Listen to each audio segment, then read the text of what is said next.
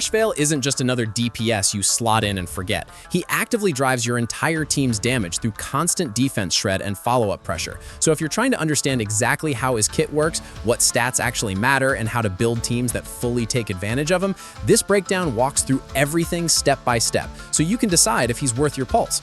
His basic attack exists, but has almost no role in actual rotations since everything important comes from his skill. When you use Flog Smite Evil, it deals strong single-target damage and applies the bait mark. If you hit a target that's already marked, the damage increases and you refund a skill point, which is what makes his SP economy so strong.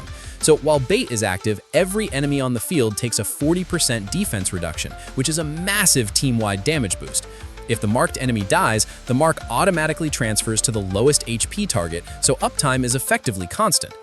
His talent drives the follow-up system. He starts with 2 charges and can hold up to 3. Anytime an ally attacks the bait target, Ashveil gains energy and consumes a charge to trigger a follow-up hit. Each of these also builds gluttony stacks, which directly scale his damage. This means his output ramps naturally as the fight goes on, especially in teams that attack frequently. The ultimate, Banquet Insatiable Appetite, resets his momentum, meaning it deals heavy single-target damage, reapplies bait, grants 3 follow-up charges, and immediately triggers an enhanced follow-up sequence. That enhanced attack consumes all gluttony stacks and converts them into multiple hits, and if the enemy dies mid-sequence, the remaining hits carry over to another target, so you don't lose damage in multi-target situations. His passive traces reinforce this loop. The 8-4 significantly boosts follow-up damage based on gluttony stacks, which is where a large portion of his scaling comes from. The A2 ensures he consistently gains those stacks through skill usage, ultimate casts, and follow-up kills, so the ramp is reliable. The A6 adds team utility by giving the entire party a permanent critical damage bonus while he's on the field, with an additional boost specifically for follow-up attacks, which pushes his team synergy even further. For leveling, the priority is straightforward. Max the skill first because that's where the defense reduction comes from. After that, talent and ultimate are both high value and can be leveled in either order. The basic attack can be ignored.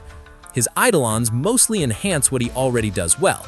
E1 increases damage taken by enemies, especially below half HP, turning him into a stronger debuffer. E2 raises the gluttony cap and returns some stacks after using his ultimate, improving his burst cycles, and basically that's a good stopping point for anyone on a budget unless you're a filthy whale. For LIGHTCONES, his signature, the Finale of a Lie, is the best option since it provides crit rate, attack scaling, and applies an additional damage vulnerability effect to enemies. If you're not using his signature, Cruising in the Stellar Sea is the most accessible free option and performs well. Premium alternatives like Worrisome Blissful and Baptism of Pure Thought are also strong because they align with his follow-up and crit-based scaling. Relic-wise, Ash Blazing Grand Duke is the most consistent set since it directly buffs follow-up attacks. If your team reliably applies debuffs, Pioneer Diver of Dead Waters becomes competitive.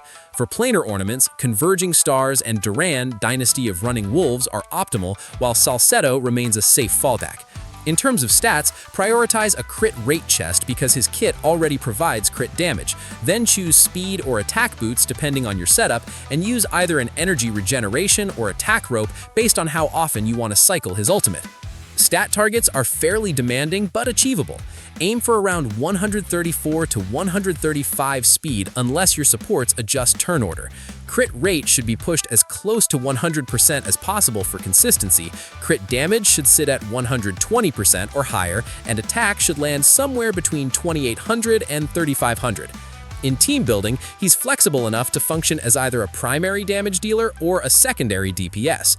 In hypercarry setups, pairing him with strong buffers like Sunday, Sparkle, or Robin maximizes his scaling, and it's important to run a sustain unit that attacks frequently, such as Lingsha or Aventurin, since that directly increases his follow-up triggers.